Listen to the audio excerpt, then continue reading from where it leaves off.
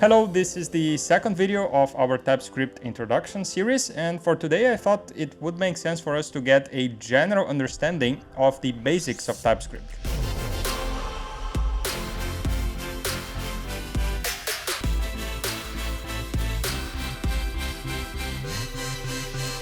Pretty much every topic we cover today will actually come back in the future. We'll have a dedicated video for each one of them, except I think for the primitive types, which are super simple, so it doesn't really make sense to come back to them. We'll just leave them in this video.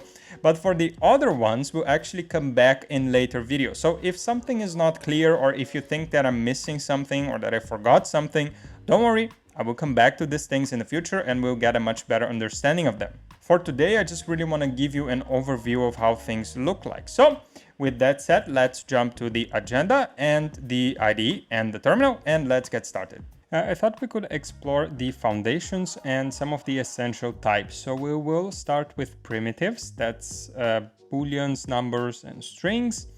And then we move on to talking about the null and the undefined types. There are a few things we need to be aware of when we are working with these two types.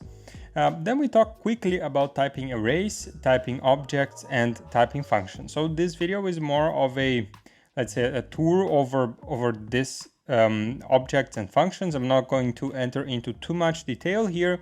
We will come back to these two at later points, and we'll also, of course, during this introduction to TypeScript series, we will cover other topics. So this video, I just want to show you how things look like in TypeScript so you can get familiar with the syntax.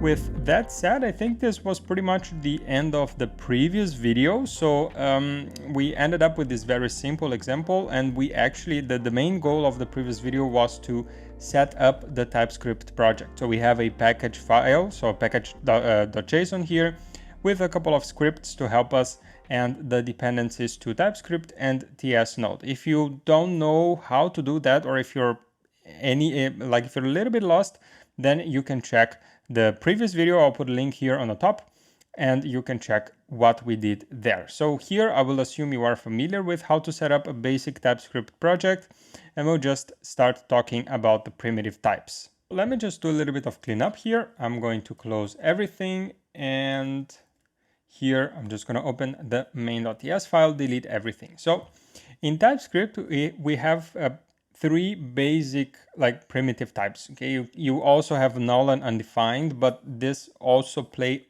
other roles in TypeScript, meaning when we talk about type relationships, so the hierarchy of types, null and undefined have a different place. So we will discuss them in more details later on. But the idea here is that, well, I can have a string, right? So this is the first basic type, and I'm just gonna write hello here. We can also have a number. So const mynum is going to be a number. And this can either be an integer like so, or a floating point number. And this is again due to TypeScript's system that it doesn't really differentiate. So you don't have a type for integer and a type for float. Everything is the same type. So here we will also use the same. So TypeScript uses the same system as JavaScript. And we can also have a boolean, right? So my boolean is a boolean, and that's either true or false. So the idea here is that we should always provide a compatible value between the type that it's informed and the value that is provided. Of course, if I were to switch this to a string, TypeScript will start complaining. Here, more specifically, it will say that a string is not assignable to type number, right? So once we declare the type, once we specify the type, we should comply to this type that we specify. Here, of course, if I were to use, for example, let, then I can later on switch this, and my boolean can actually be false if I want to, and my boolean cannot be some different type. So let's say 10, this is not allowed. Okay, so if we wanted this boolean to be either a boolean or a number, that's definitely possible. And we will explore this at a later point in time during this introduction series. But for now, we will work only with single types.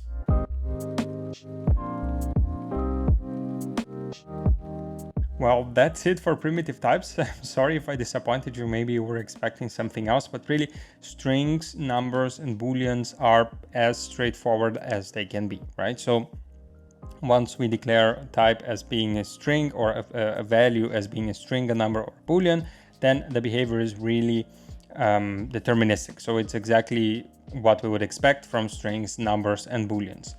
The null and the undefined, on the other hand, they're a little bit different, and their behavior may depend, or the behavior of the compiler can be configured to handle these values differently. So let's talk a little bit about them now. And in a later point in time during this course, we will come back to null and undefined because there are some other things I think are worth discussing.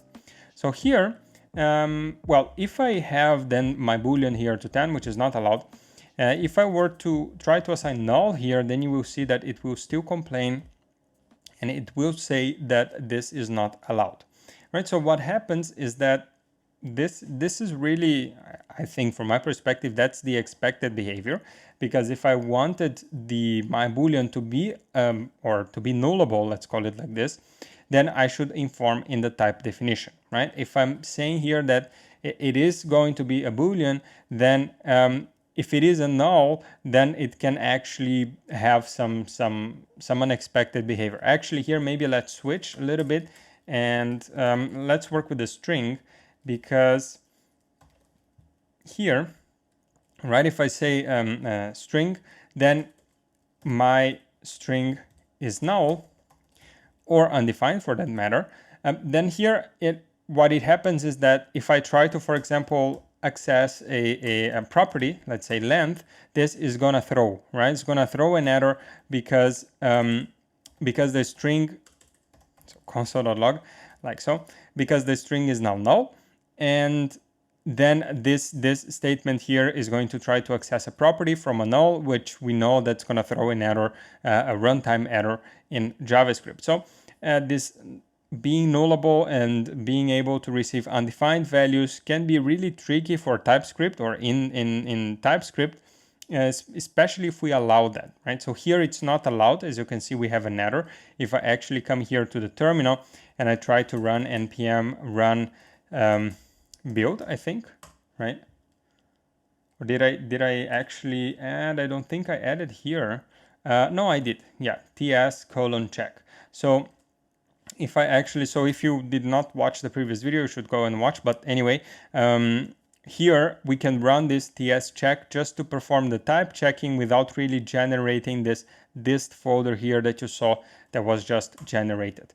Right, so if I were to run here ts::check, then this is just going to perform the type checking, and then no new folder. We'll see that we have oops, sorry, I need to save the files, and let's run it again. Now it should show me the error in the string, right? So here we can switch this behavior off. We can get rid of this error, and for that we need to come to the tsconfig file. And then there is this line here which says strict, and you see here at the bottom there are quite a few more specific options. But here for us, by default, this is already turned on, which means that it will enable all strict type checking options.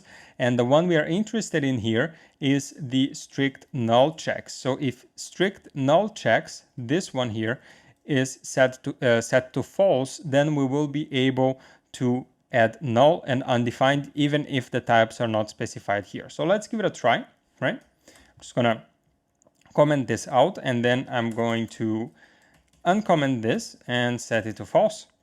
And once I save this, then you will see that the error is actually gone, right? Now if I come here and I try to run this with npm run ts exec -- what is it, source main.ts, I don't remember exactly, that should work exactly. Then you will see that we actually execute stuff and we get an error, right? So we get the cannot read property length of null, even though we don't really have any TypeScript errors. So I'm going to run the check here, and TypeScript is not going to blow up because we have disabled this strict null or the strict null checks option here. So this is the important thing that you need to keep with you. We will always work with strict equals true, okay? We'll always work with that because that's really how I prefer to work with it. And for me, the more restrictions, the better in terms of types, so that we can develop as much, like we can develop the code that we create is a more reliable code. And we don't need to perform a lot of if checks. We don't need to worry about the fact that these variables can be undefined, so on and so forth, or can be null. So the more checks we can add at compile time, the better. And that's really more of a personal preference, but it's something that I think over the long run, this really saves a lot of time.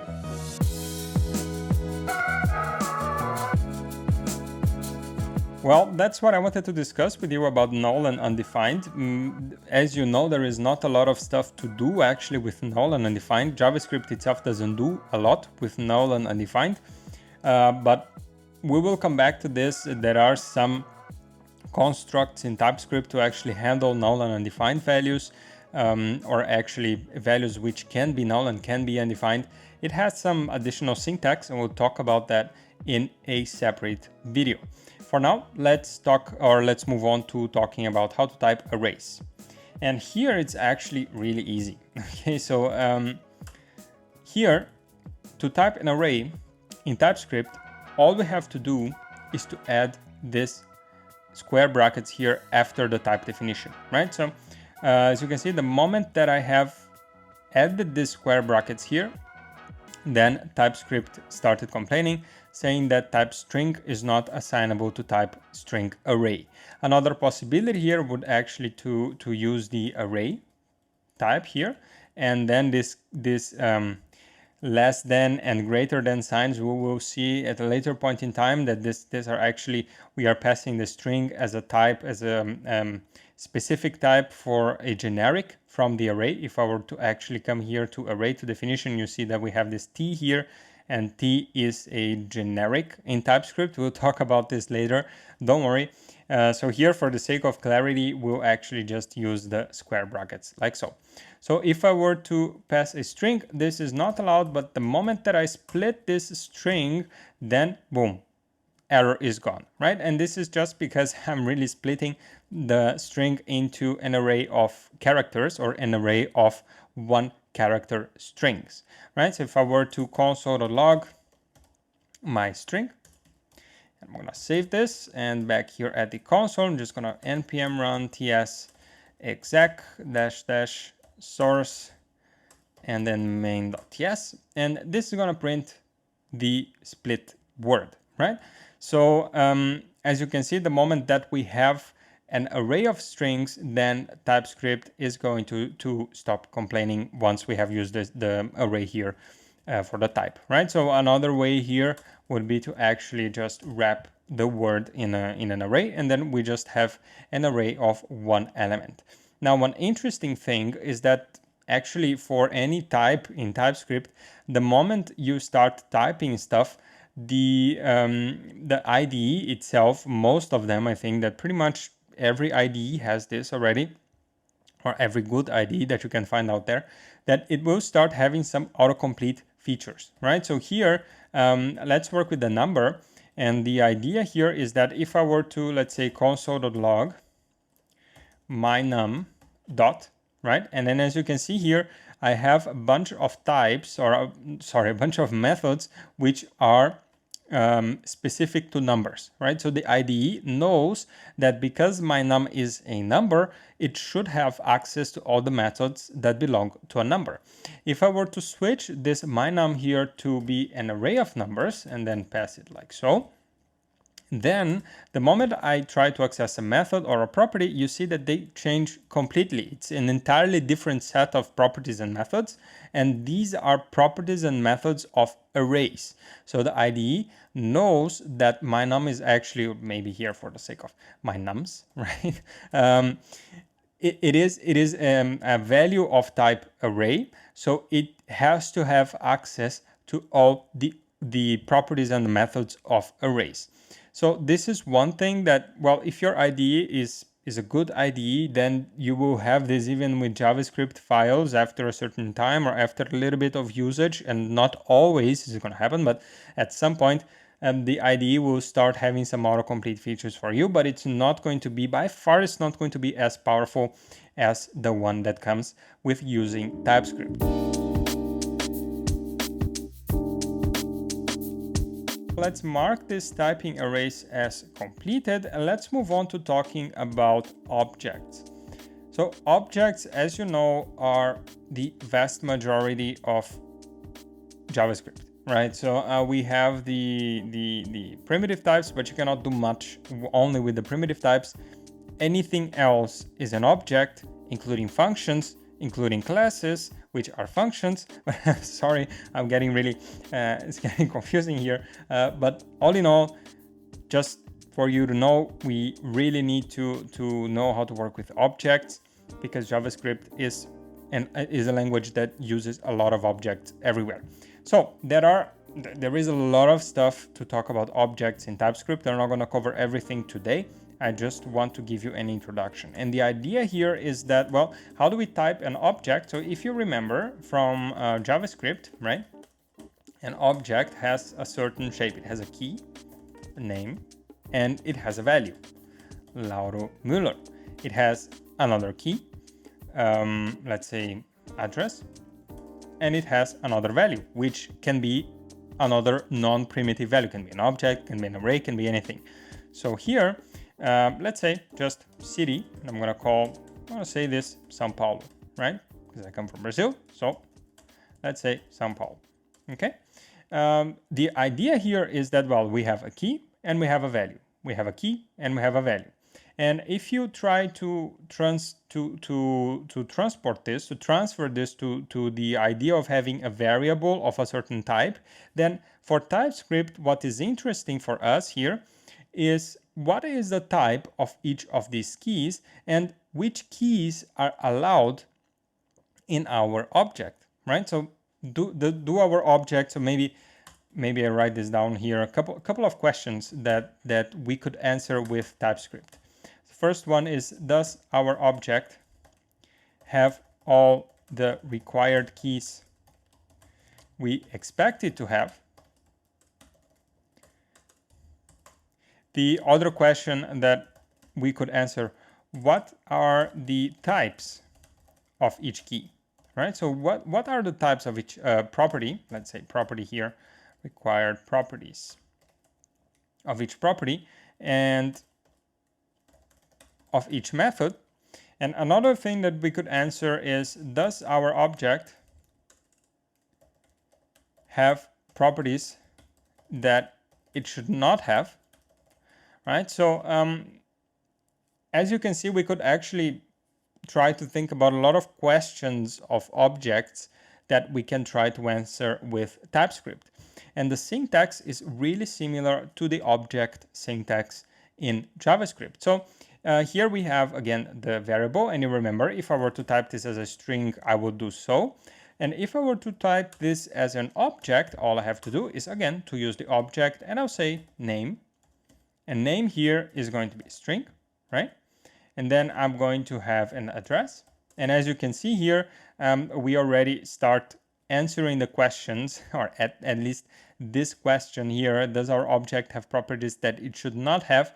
And yes, that's the case here, because we say that the object, so TypeScript tells you the object literal may only specify known properties, and address does not exist on the type name string, right? So here, if I were to actually add the address type and say that this is again an object, and this is going to contain a city object or a city key, and it's going to be a string, then TypeScript is going to be happy, right? So as you can see, we just typed an object by really writing its shape in terms of properties, in terms of keys, and in terms of methods, and their expected value, a string in this case. And in the case of address, this is another little object which has another property city, which is supposed to be a string. If I were to actually switch this again to a number, then you see that TypeScript will immediately start warning us. So this is how we can write object types inline. But what if I were to actually create a person two, right? And I really wanted to make sure that the person two has also the same shape as the person one here.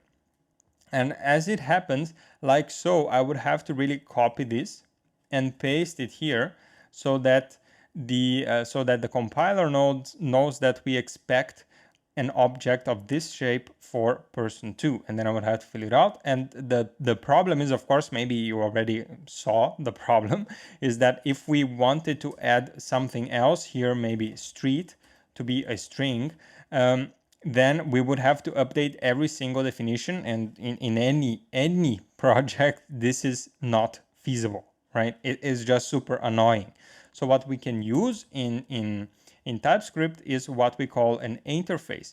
Later on we'll talk about interfaces and type aliases and the differences between them and which one you should choose, and the answer is basically whatever you prefer, right? But the idea here is that I'm gonna follow maybe the traditional approach to begin with, but to be honest, I prefer to use type aliases. I like them a little bit more because they make more, I don't know, they seem just more intuitive to me. But anyways, I'll leave this discussion to a later point in time, a later video, right? So here I'm actually defining some interface called person, and this person here is simply going to dictate the type of our expected person, right? So here we say that, okay, any variable that is of type person should contain an object with the following properties and the following expected values, or the expected types for each property.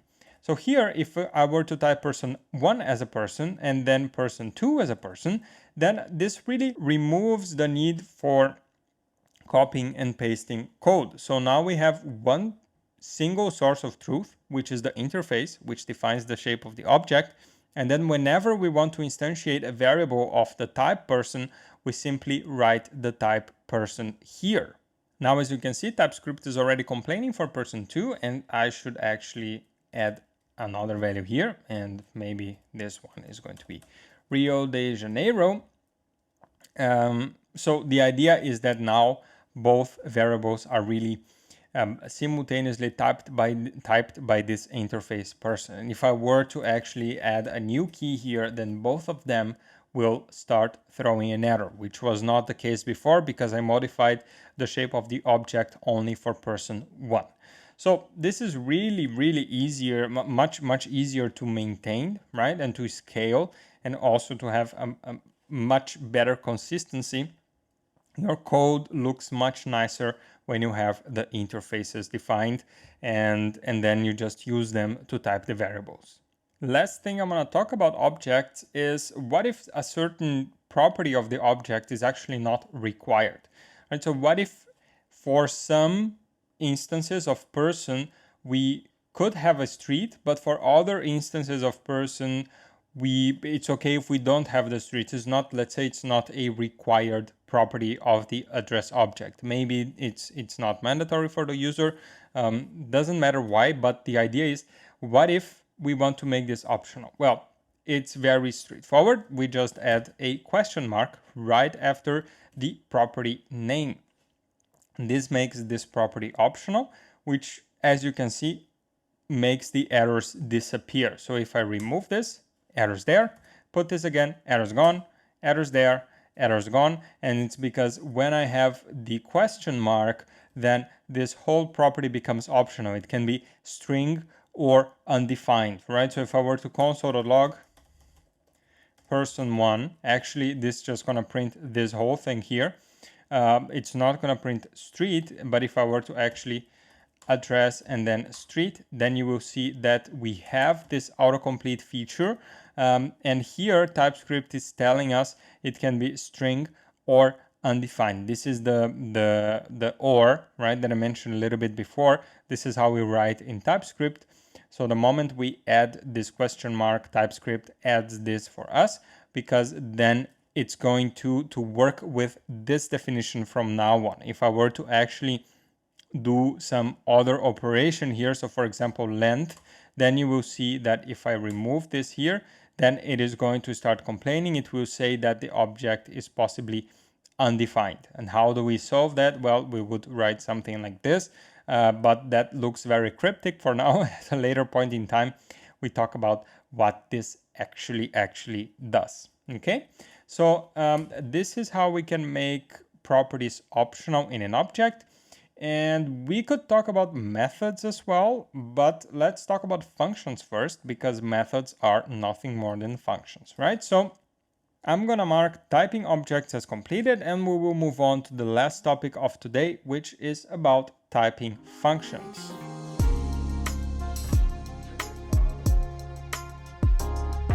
Back here at my IDE, let me delete the whole thing and, well, let's think about a function in JavaScript, right? So I'm just gonna write some function here.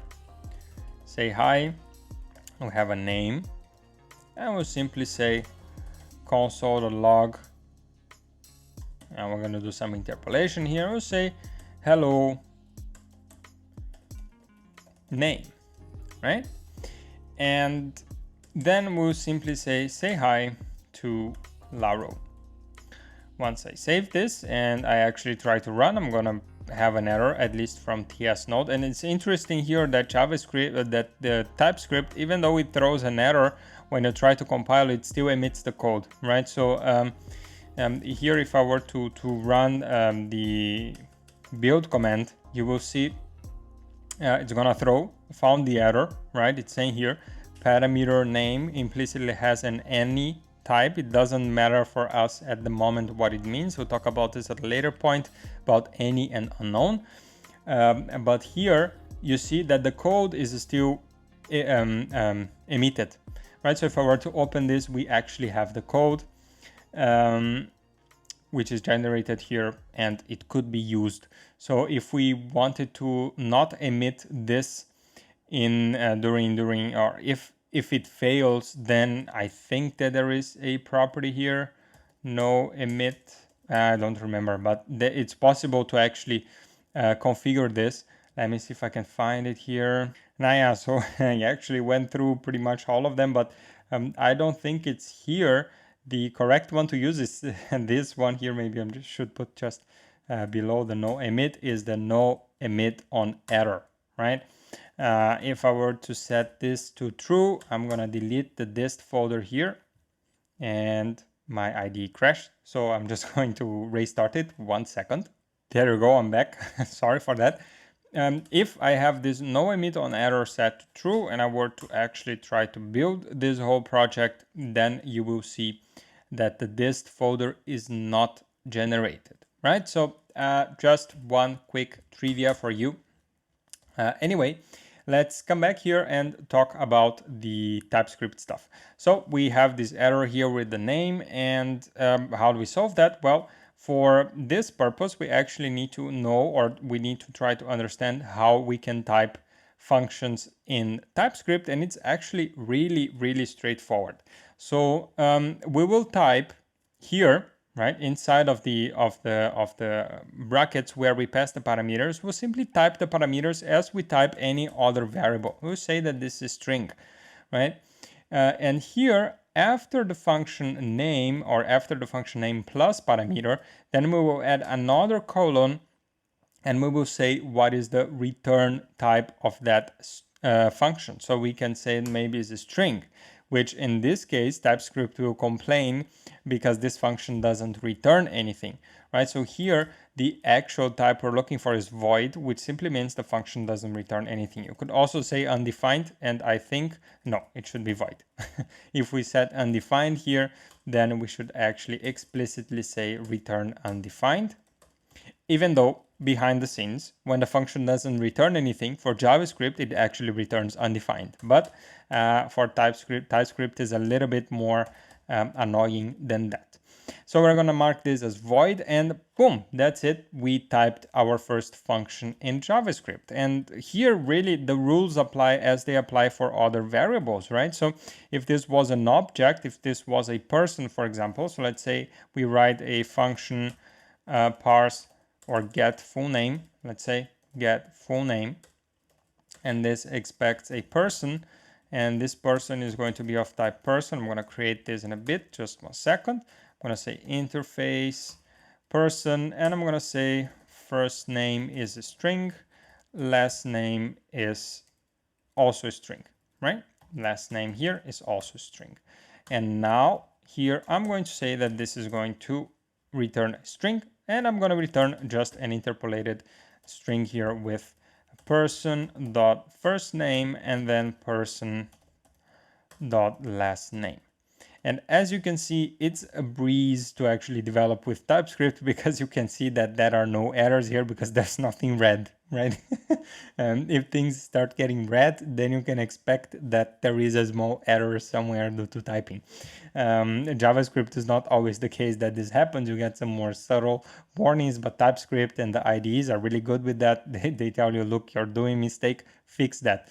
The idea here then is that we can actually really apply any logic or anything that we have learned so far about typing individual variables to the function parameters, and also to the function to the return value. So if it were to return a person, for example, and then here, just for the sake of demonstrations, I would say return person, or for that matter, I could actually even return something like this. First name is going to be John, last name. And as you can see here are the little, like the little the little autocompletes, which are not really available in JavaScript. So in JavaScript, whenever we return something, so let's say here I'm just going to have a function without any return value, function hello, and then we return an object, there is really no autocomplete possible, right? I mean, there is no information about how this object should look like,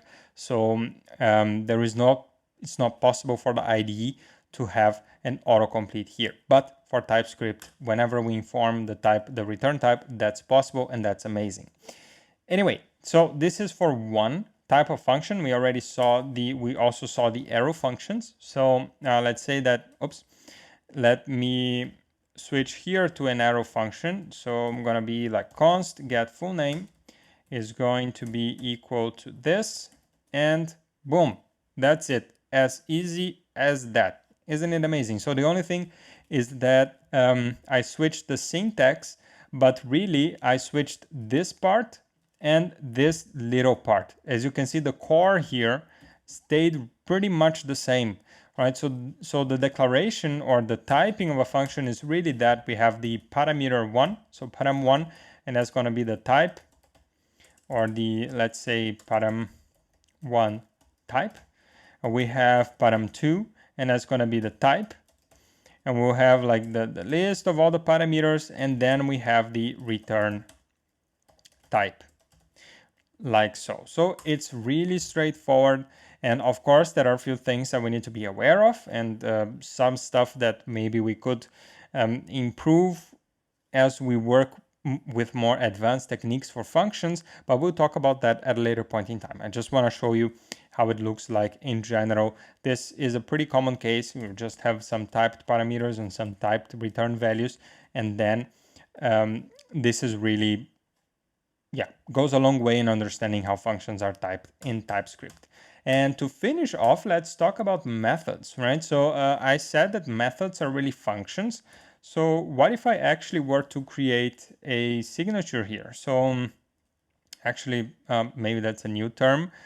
Function signature is a combination of its name, parameters, and so a name, parameters, parameter types, and return type, right? I mean, this maybe is more present when you talk about or in strongly typed languages like Java and C#, where overriding, not overriding, overloading is possible. But here, for our context, I will maybe avoid saying this because it may not be clear. In any case, let's say that I want to create a method here. I want to define the shape of a method in this object, which should be of shape person. So get full name here. And the interesting thing is that when I am declaring a method and the type of a method, I should not provide the implementation. I just provide the combination of inputs or parameters and their types and return values. So here, this is going to be no parameters, no arguments received, and then we simply return a string. Right, so let's see now if I were to actually create my first person, person1, which is going to be of type person, then I will have to provide the first name, and this is going to be, I don't know, John. Last name, this is going to be Doe, and it's going to still, it complains because there is this method missing, right? So now property get full name is missing in type blah blah blah, but required in type person. And here we're going to just say get full name, and this can be really a method like so. And here we need to return again a string, and the moment I do that, then the IDE, or actually the TypeScript compiler, is happy. And then here I would say this dot first name, and then this dot last name. If I were to console.log person1 dot get full name, then this should work. Let's see here. I'm just gonna clear the whole thing, and I'm gonna run npm run ts exec dash dash. Gosh, that's getting annoying. But anyway, as you can see, it just prints out on the screen. So this is how we can declare methods. Of course, or we can type methods. Of course, the other way is also possible if we just do it like a traditional function. This is also okay, right? So if we just add the brackets here, and then we could add the parameters here and the parameter types. Of course, here it's going to complain, but the idea is that the principles from typing functions, they really apply very well to typing methods in objects and in TypeScript. As you can see, it's nothing different than the things you're used to. Actually, it really follows the JavaScript syntax quite closely, and it just adds a few other, I don't know, annotations, maybe you could call it, so that the TypeScript compiler and all the checks can work properly. But in general, if you're familiar with JavaScript, understanding TypeScript code is not really that hard. So if you don't want to miss the next videos of this series, make sure to subscribe to the channel and you'll get notification when the videos are out. Hope to see you in the next videos. Bye bye.